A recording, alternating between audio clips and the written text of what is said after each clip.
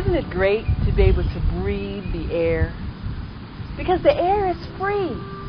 It's free for everybody to breathe. But just imagine if the air cost money, if there were air companies that charged you a fee for your air, and you had to pay the fee, let's say $1 an hour. So that would mean $24 a day you'd have to have for your air fee. Can you imagine how crazy things would get? Let's say people decided they want to pay it in advance. Of course, you want to make sure you had your day's air paid in advance, so you have to pay that fee. Let's say by midnight that night, you have to pay your air fee. Then, of course, if you want to pay a week in advance, that would be $168 you have to pay in advance. So, of course, by 12 midnight on Saturday, if you didn't have your week's air fee paid, then the air police would come and clamp a covering over your nose and mouth, and within 5 minutes you'd be dead. People would be doing whatever they had to do to get that air fee paid on time. Of course, the smart people would want to pay it at least a month in advance. So that would give them 30 days of air. $720 in advance. You can breathe and not worry. But when it was time to pay that air fee again, if you didn't have that money, you would do whatever you had to do to get it. That would mean steal, even kill. Because if you don't have air, you can't live. So now just imagine what would happen if people didn't have the money to pay their air fee. Now, of course, the wealthy people would pay it well in advance. A year in advance, what would that be? $8,760. So you'd have 365 days of air if you had money. But what if you were unemployed and didn't have an income? What if your Social Security check was late and you didn't have the money to pay your air fees? Let's say when your child is born, you had to have your air fee paid in advance. Otherwise, as soon as your child came out, they clamped a covering over their nose and mouth so they couldn't breathe. And if you didn't have that air fee paid, within 5 minutes, your child would be dead. Wouldn't that be horrifying? Can you imagine the violence that would create? Because people would be struggling to survive. If you don't have air, you can't live. Well, thank God. The air is free, and we don't have to pay. But just think about it. So is everything else.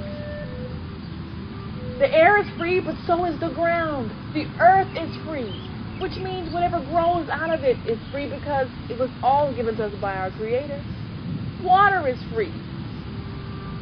It was all given to everybody to share. So how did we allow some people to create a system where they said they own things? And they said, we own this and we'll kill you if you don't pay us a fee. It's the same insanity. Look at the violence that has created. People are trying to live, so you have to do whatever you have to do because you have to be able to eat. And if you don't have money, you won't have a place to live on the earth. So people are going crazy trying to get money, which is the symbol that those people who have taken control of things say you need in order to pay to live. Pay for the food that the Creator has given us for free. Pay to have a spot on the earth that the Creator has given us for free. Pay to drink the water that the Creator has given us all for free. So we have allowed others to take control of that which belongs to us all. And it's time to stop. That's why the entire money system is collapsing, because it was wrong from the beginning. You can't earn enough money to pay for something that's already yours, and you shouldn't have to try, because it belongs to all of us. So now, let's create the right system, a moneyless system. The only thing we need a government for is to find out how many people live in our area and make sure each person has what they need to live. Enough food each day, water to drink, shelter, a place on the earth where they can live and not panic because they don't have money to pay That's the insanity that's creating the violence. And we can stop this violence right now. But we've got to change the way we think. Because nothing that the Creator has given us for free should be paid for.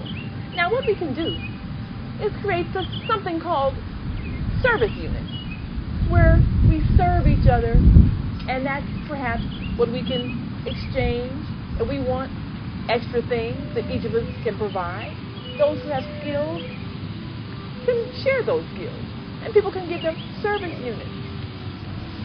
And of course, if you did nothing, it still wouldn't cost you to live, because the Creator's already given us everything for free.